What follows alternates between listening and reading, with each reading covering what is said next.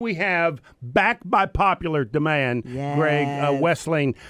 Greg, thank you so much for being here, my friend. I've got this list of things that I want to call you: community leader, and so much more. Just a industry leader in a business setting for many years. And you also are on the board of directors of a Kane Center for the Arts, which we're going to talk about a little bit as well. And, you know, it's funny because I was doing a little bit of research on you and I realized that you've got what you would consider a small little side business. And when I look at it, there is multiple properties and multiple businesses that you are doing after you're retired. So you are staying quite busy, sir. And it is impressive. And I am pleased to have you here. Thank you for coming. Thank you so much. Thanks, Joe. It's always a pleasure to be on your show. And just for the record, I'm really hungry after you talking about all that food. Fresh chef will serve that to be the case. There you go. So Greg, what now? We are going to talk about the Kane Center for the Arts. We brought the director in, and we're going to talk to Justin in a second. But I can't help but have the man sitting here, one of the men who started Lowe's Home Improvement, and not talk a little bit about retail. Because I got to tell you something. You know, I take pride in the fact that I have been in and around small business for well over 30 years, and I kind of think I know a few things. And boy, I got to tell you, the last year and a half, 2 years, I don't have a clue. So any insight you can give us, we would appreciate what is happening with retail right now. Because when I watch the business news channels, I get mixed signals. Well, there's a reason for that. There's a mix of things going on right now in retail, and you know there's the haves and there's the have-nots, and there's a lot in between. As you've probably been reading, when all of this inventory showed up in the ports, but it couldn't get unloaded, that was still owned inventory by these retailers, but they had to go out and find stock elsewhere. Then when it shipped, they were overstocked. So most softline retailers today are way overstocked, and that's why there's so many deals out there.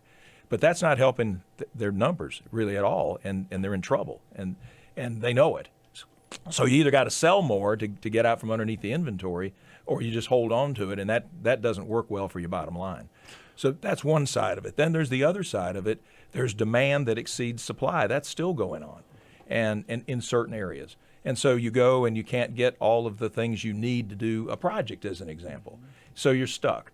And that's what's going on in the housing market today. There's very little inventory for sale. So there is still a supply chain problem. Is that still out there? Yeah, it is in certain areas. Builders today are not building speculative homes for construction, and that's why the price of homes, although it's fallen some, is up, because you can't find anything to buy. And that's because builders are afraid to build on a speculative basis because they don't know when they start a house what it's going to cost by the time they finish. Greg, are there certain places that that are having trouble getting the supplies? I mean, is it stuff coming from China? Is it stuff coming from someplace specifically that's slowing it down? Or is it just overall still just slow? It's spotty. Some things are in very free supply. Imported goods, not specific to China, but imports from around the world are slower for political reasons and other reasons. There's tariffs and sanctions and all kinds of things that are imposed on a moment's notice, and that just puts a halt to the supply chain. If I were in that business today, I would be wondering what to do next. I think, I mean, we know what to do, but the question is it going to ship? Is it going to show up? And how the way can we you think? implement it with so many unknowns? And when it doesn't do what you think, do you have a good plan B? That's very important that you got. So one of the things I watch, and again, it's anecdotal, so it's not as if I know a big business by far, but I notice Walmart seems to have this good, profitable quarter, right? You're right. But they're saying things are going to be bad, you know? And Target has a weak quarter and say they think things are going to pick up. And it is almost impossible for somebody who feeds off of this retail pulse to understand what's happening next. Is it something that can be predicted? Is there some things we should be looking for as small business people? Because a lot of times we'll feed off of what they're selling, right, or not selling. Mm-hmm. Yeah, no, that's a very good point. I think we have to remember that both the companies you mentioned are public companies, and so they really work on a 90-day basis. Every 90 days they have to report what they're doing, how it's going, and then the next question is, give us your prediction. Give us your prediction for the next year, for the next 6 months, whatever. So they have to be careful, and that's why you're getting some of these mixed readings. Target is way overstocked. I mean, that's a matter of fact, and they're not alone. So one of the reasons their quarter wasn't as good as people thought it was going to be is because they're having to give away inventory to try to get that inventory down, as I talked about earlier. Walmart, on the other hand, while they are overstocked in some areas, they're understocked in some areas. And you can't buy stuff because they don't have it. It's right? empty, yeah. And so they had a good quarter, but they're concerned because the shelves are emptying quickly and they're not sure they can replenish, and so they're worried about the next quarter. And it is a bit of a mixed signal, but they're obligated to report what they really believe. If they tell you it's going to be great and it's not great, what do you think is going to happen to their stock? Right. Yeah, I want everybody listening to realize this is Greg Wessling, and not only is he a valued jewel of the community leader, but he is one of the 6 or 7 people that started Lowe's Home Improvement. I know this because I asked you to speak at one of my very first small business events years ago. We have that video on my YouTube channel. It is phenomenal. You did a wonderful job. You even brought photos showing the first couple of Lowe's stores and how you guys got started. And I think that's why I have this connection with you, because, yeah, you're a big business guy, you know, and us small business people, we like to beat up on you, big business guy, whenever we get a chance. But you started like the rest of us. You started with 1 or 2 stores. It really is a remarkable story. Talk just a little bit about starting Lowe's Home Improvement. Well, you're kind. When I joined Lowe's in 1972, we were a very small chain of in-state lumber yards, and they were in the middle of nowhere, and we recognized over time that concept wasn't going to fly. I remember the top 10 in the industry in 1974 included Lowe's. We weren't at the top, but we were one of the top 10. 20 years later, the other 9 were gone. Right. Completely out of business. And we survived because we reinvented ourselves a couple times. And you mentioned that. Talk about that reinvention, because I didn't know it till the last time you were here that Lowe's did that. Well, we did a couple of things that I think were really interesting. And as I told you before, and I'll tell the listeners and viewers now, I wouldn't take $1 gazillion for the experience. I mean, you couldn't have dreamed an experience like this. Right. But we had it, and did we do everything right? No. But we learned from our mistakes quickly, because we were a public company then, and Lowe's, of course, is a public company now. We were small. We were under everything, understaffed, undermanaged, all of the unders, and we had to figure out to get over the top. And so the one thing we did right was we kept the name Lowe's. Right. And while we reinvented, it was still Lowe's. People knew us as Lowe's. But the stores that hopefully all of our listeners and viewers shop in now, that's not the stores that we had at that time. Because I remember it was just a lumber yard. That's what we were. And we realized that concept was going to go by the wayside. And so we tried to figure out how to do it, and we did it in stages. I remember when we opened the first 100,000 square foot store in Charlotte, over on the west side, and we knew nothing about big stores like that. We couldn't even figure out what to put in the shelves, because we had, and plus everything came in a brown box, or it was banded, and it didn't make a good presentation. So we had to invent all that stuff. Barcodes that I love this story. Yeah, tell them the barcode story. Justin likes this one. So barcodes we had to invent. And the reason we had to invent them was so when you went to the cash register, we could check you out.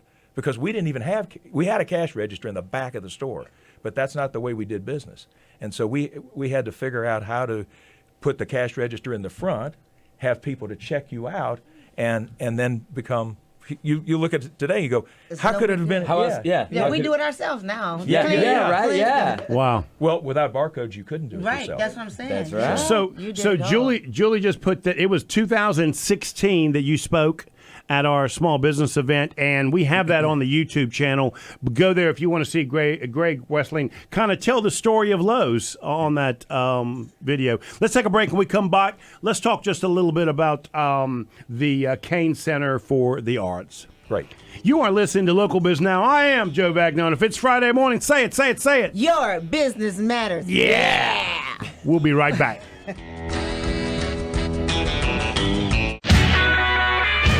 And we are back. You are listening to Local Biz Now. I am Joe Vagnon. This is the #1 talk business show in all of North Carolina. I'll prove it to you. We've been doing it for 10 years. We've interviewed well over 775 small business owners. We have over 400 videos on our sexy YouTube channel. Go to joevagnon.businessbroker.com. We have been speaking with Greg Wessling. He is one of the top community leaders, and he is on the board of directors for Kane Center for the Arts. We happen to just want to pick his brain a little bit on him being one of the top people that started Lowe's Home Improvement years ago, and we thank him for sharing some of his insight. Greg, before we move on, I want to ask you, and I don't want to put you on the spot, but that's what this show does, right? Is is there a book or place you would suggest a small business person go to gather information if they're thinking about starting a small business? Have you given any thought to that? Yes. My wife kids me all the time where she'll read a novel or something along that line.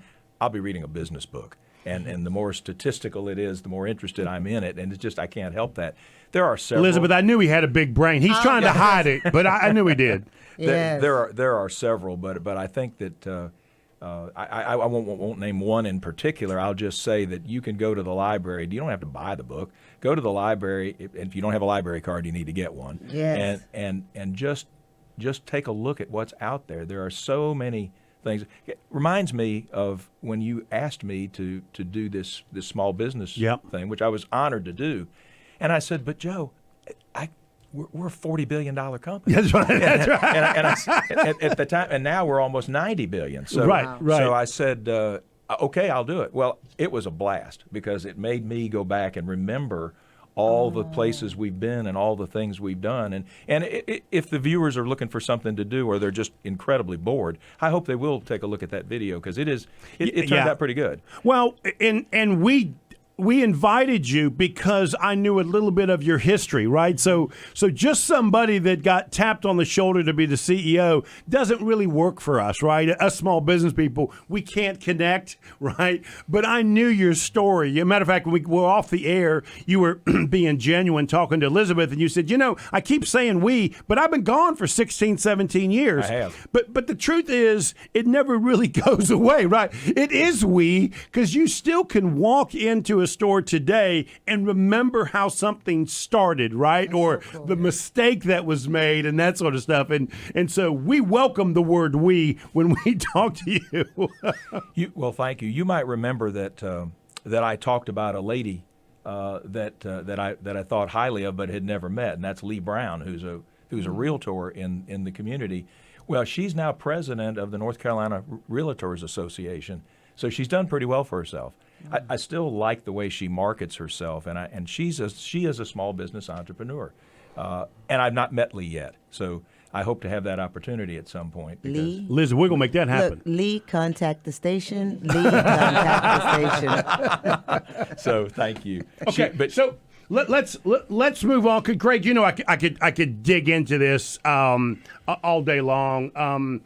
I really want to talk about the Kane Center for the Arts. We, as the community of Huntersville, Davison, and Cornelius and the surrounding Lake Norman area, are lucky to have you. You are a jewel of a citizen for the community. I'm not saying that because you're sitting here in front of me. It's because you are the jewel that you are sitting here in front of me, and we thank you so much for that.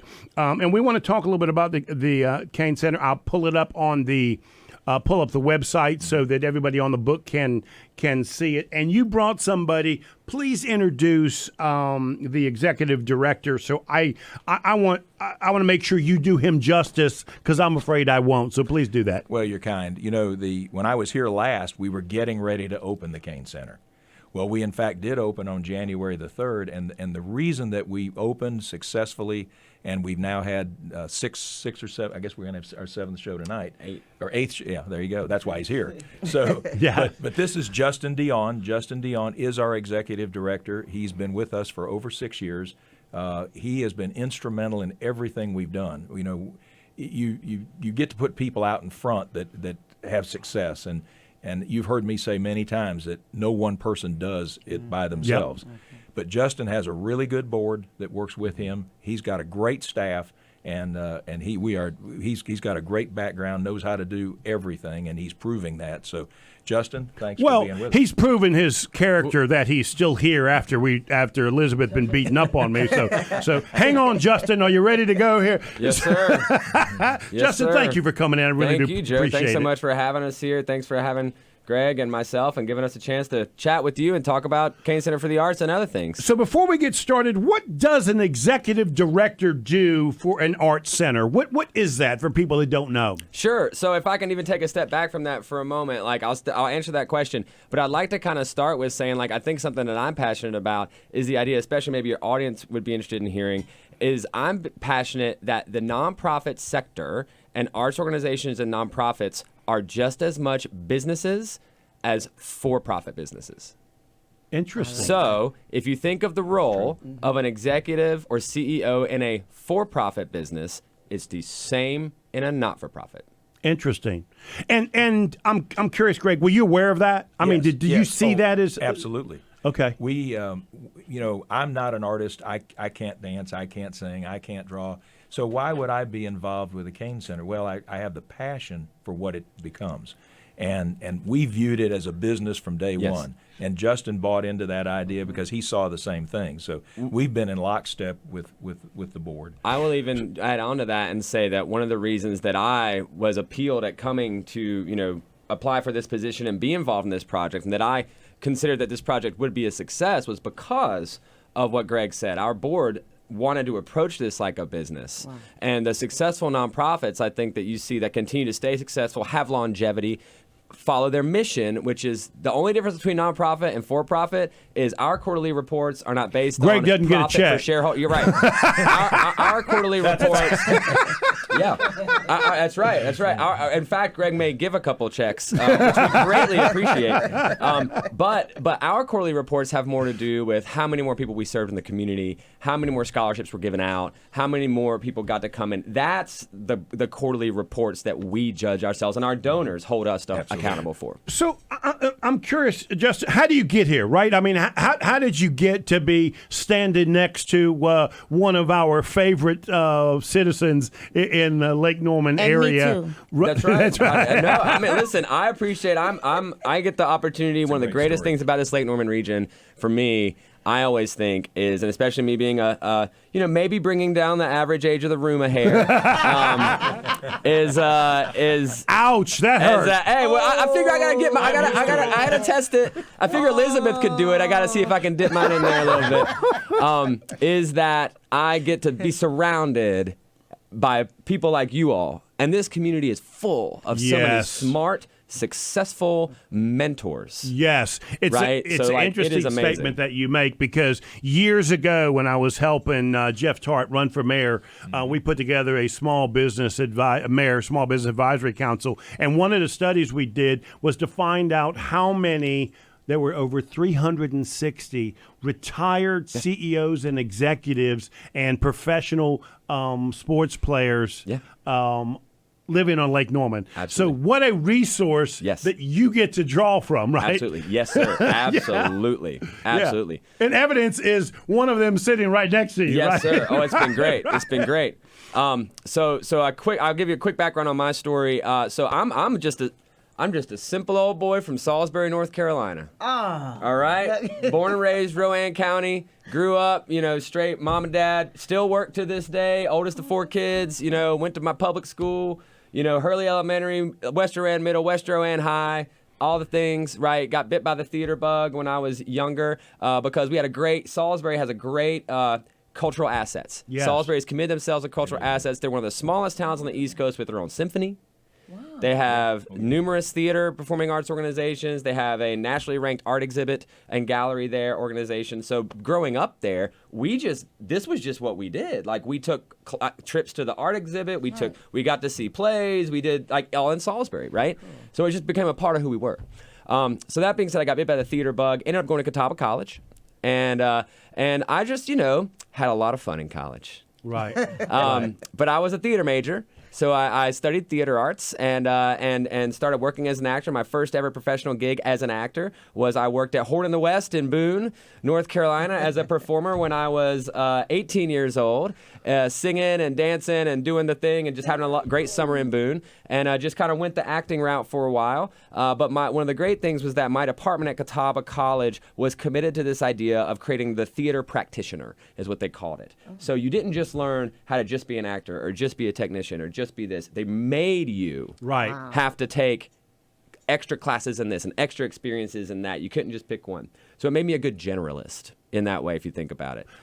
We got to wrap up for commercial. Yes, let's. He got this. He got this figured out. I saw the signal. He's in the business. He in the business. Justin, we got to make some money. Yes, sir. When we come back, I hear you. I want to talk about how you decide who you are going to choose to put on your schedule, Yes, and how you come to that. Absolutely. Come to that point. You are listening to Local Biz Now. I am Joe Vagnon. If it's Friday morning, somebody's picking on Joe. Today it's Elizabeth.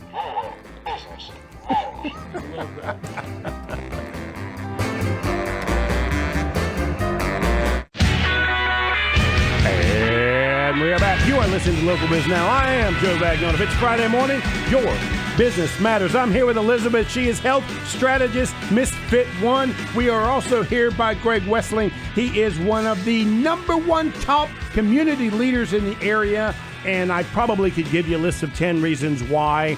But today, it's because he's on the board of directors of Kane Center for the Arts. And Justin, I'm sorry, I don't want to destroy your last name. Dionne.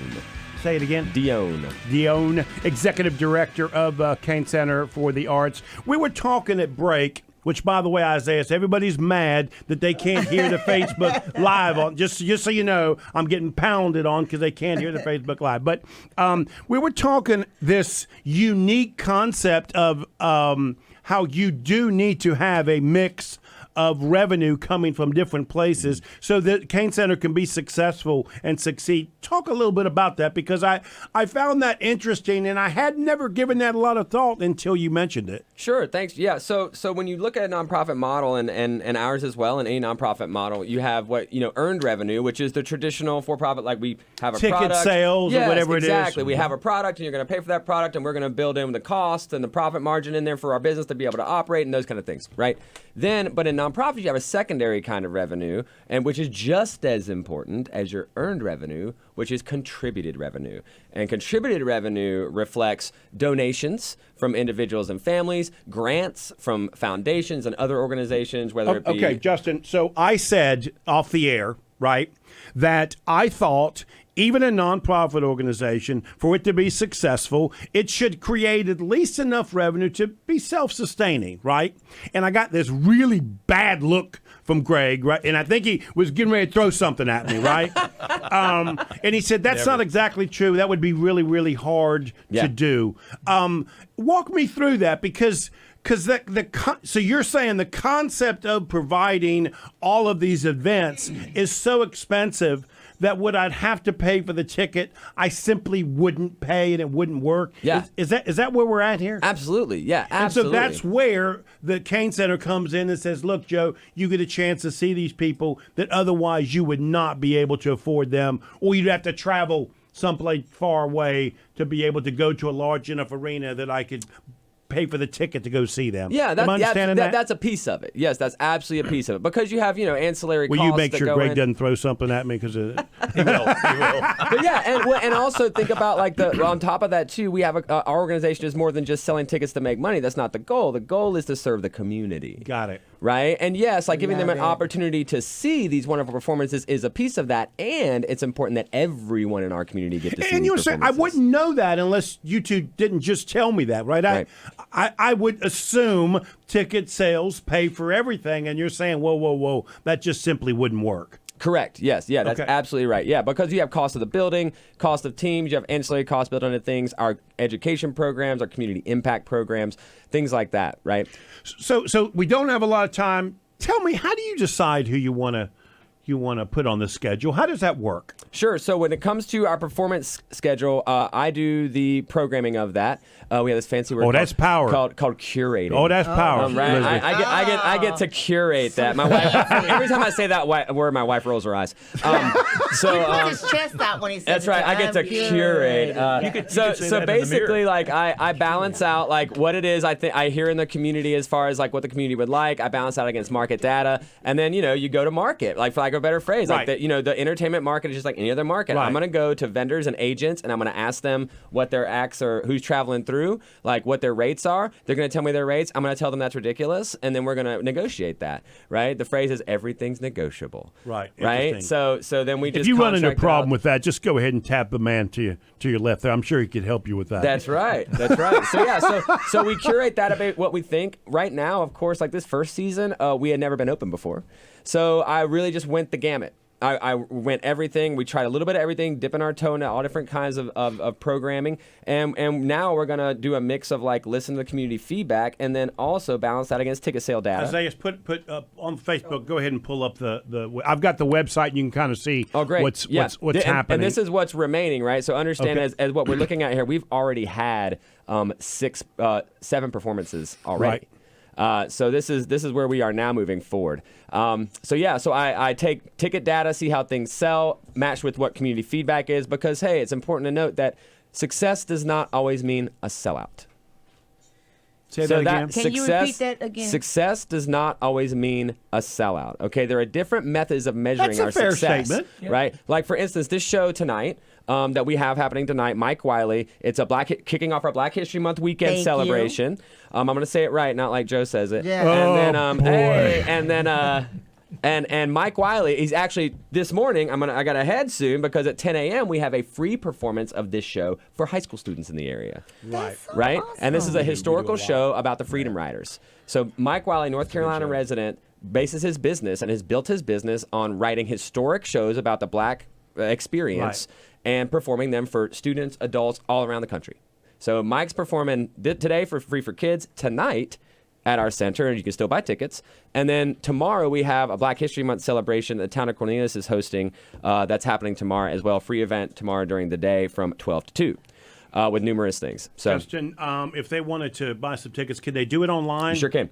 Go ahead and give them that. Yes. CaneArts.org, CainArts.org. Go ahead. And the Julia's put way that. to Julie's go. got that website on the book In fact, as well. that's the only way you can purchase tickets. I mean, if you want to, there's a 1-800 number. If you have problems, you can call. But yeah, so please purchase your tickets to see these shows and come see us. Justin, thank you so much. Thank you. Greg Wessling, thank you so much, my friend. I really do appreciate it. Thank you for the opportunity. Elizabeth, young lady, thank you so much. Farewell, my friends. I shall go quietly. No, I'm not going to say the whole thing. Thank you for celebrating Black History Month. If it's Friday morning, your business matters. See you next week.